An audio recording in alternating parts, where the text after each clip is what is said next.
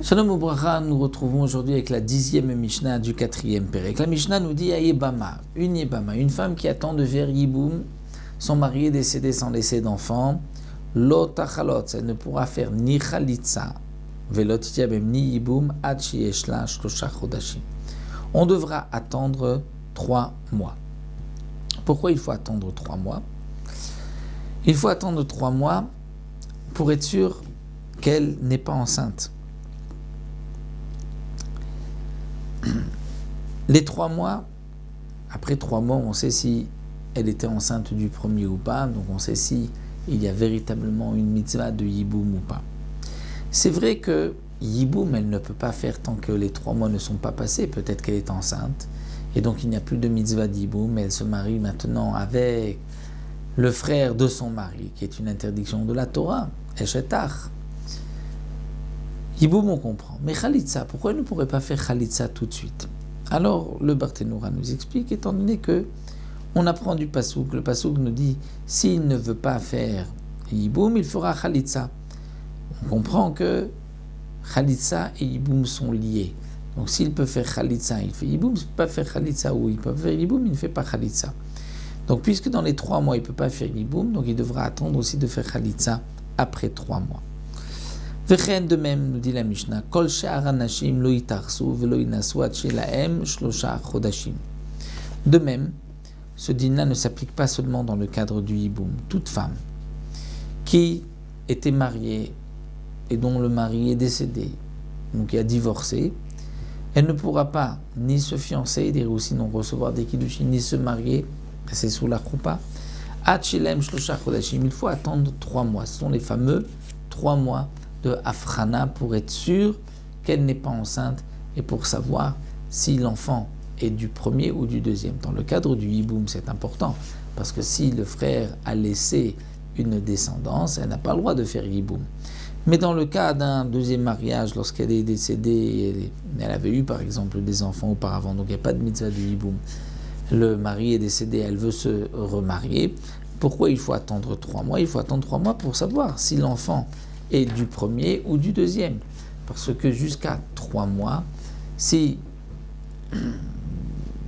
ensuite un enfant naît au bout de 7 mois, elle se marie au bout de 7 mois, on ne saura pas si c'est 7 mois du deuxième ou si c'est 9 mois ou 8 mois du premier. Donc en attendant 3 mois, on évite tout problème. Ce din-là s'applique echad betulot vechad beulot, aussi bien pour une femme qui est encore vierge, et donc théoriquement on devrait dire il n'y a pas besoin d'attendre 3 mois, malgré tout, Gzera, à cause de celle qui est Beoula, qui a déjà eu une relation avec un homme. Echad Grusha, Echad Almana, qu'elle soit divorcée, ou Almana ou veuve, le principe est le même. Echad Nesot, Echad Arusot, qu'il y ait eu déjà un mariage, ou qu'il n'y ait eu que Arusa, c'est-à-dire qu'elle n'a reçu que les Kiddushin. Eh bien, s'il n'y a eu que les Kiddushin, c'est sûr qu'elle n'est pas enceinte, malgré tout. Les Chachamim ont fait une Gzera l'un à cause de l'autre. Rabbi Yehuda Omer, Anesot et Tarsu. Rabbi Yehuda dit Anesuoti Tarsu, c'est-à-dire que une femme qui était mariée, elle peut, avec un homme, mais cet homme-là est décédé, et elle veut maintenant se remarier, elle peut dans les 3 mois recevoir des kiddushin. Elle ne pourra pas se remarier, mais elle peut juste recevoir des kiddushin. Donc elle a reçu des kiddushin, mais il n'y a pas eu de choupa, ils ne vivent pas encore ensemble, donc il n'y a pas de crainte qu'il y ait un enfant et qu'on ne sache pas si c'est du 7e mois ou du 9e mois. De même, dit Rabbi Yehuda, Arusot inasu, si elle était juste fiancée avec un premier mari qui est décédé, donc on sait qu'elle n'est pas enceinte, puisqu'elle était juste fiancée, il n'y avait pas eu de choupa. À l'époque, il y avait eu les hiroussines, les kiddushin, donc donner la bague à Ratmekou des Chetli, et plus tard, il faisait la choupa. Même des fois, parfois plusieurs mois plus tard, jusqu'à 1 an plus tard. Donc les Arusot et Nassou peuvent se marier parce que c'est sûr qu'elles ne sont pas enceintes. Chutz mina Arusot chez Yehuda, à l'exception de Arusot en Judée. Une femme qui était fiancée en Judée et ensuite son mari est décédé, elle devra attendre 3 mois pour se remarier. Pourquoi? Parce que Mepnei Shelibo Gazba, en Yehuda, ils avaient une mauvaise habitude ou parfois il s'isolait le fiancé et la fiancée et il risquait même d'avoir une relation avant leur mariage et donc peut-être qu'elle était enceinte. Donc c'est pour cela que même si elle n'est que fiancée, elle ne pourra pas se maintenir chez Ibo Gazba étant donné qu'il s'isolait, donc il se permettait certaines choses. Rabbi Yossé Omer, Rabbi Yossé dit Kol anashim itarsu chutz min almana mipnei ibul. Rabbi Yossé dit toute femme qui était mariée, qui a divorcé, que le mari est décédé, donc théoriquement elle peut itarsu se fiancer parce que le fiançailles, même dans les 3 mois, ne pose pas de problème. Elle ne risque pas d'être enceinte.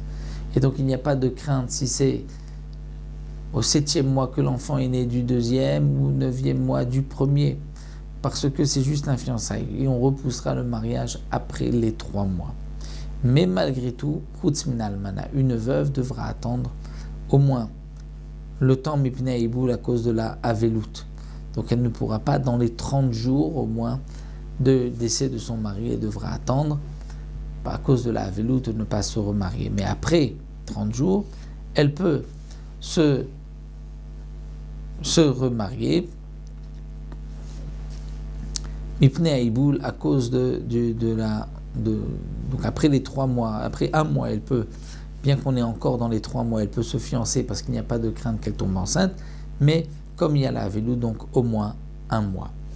Le Barthénora précise que pour Rabbi Yehuda, il ne fait pas lui de différence entre une veuve et une divorcée, et il permet à une veuve même de se fiancer dans les 30 jours de la avelout. Sur cela, Rabbi Yossé n'est pas d'accord et dit que pendant les 30 jours, elle a quand même l'interdiction de se fiancer parce qu'elle est dans la avelout, dans le deuil de son mari. Voilà, nous arrêtons là à la 11e Mishnah.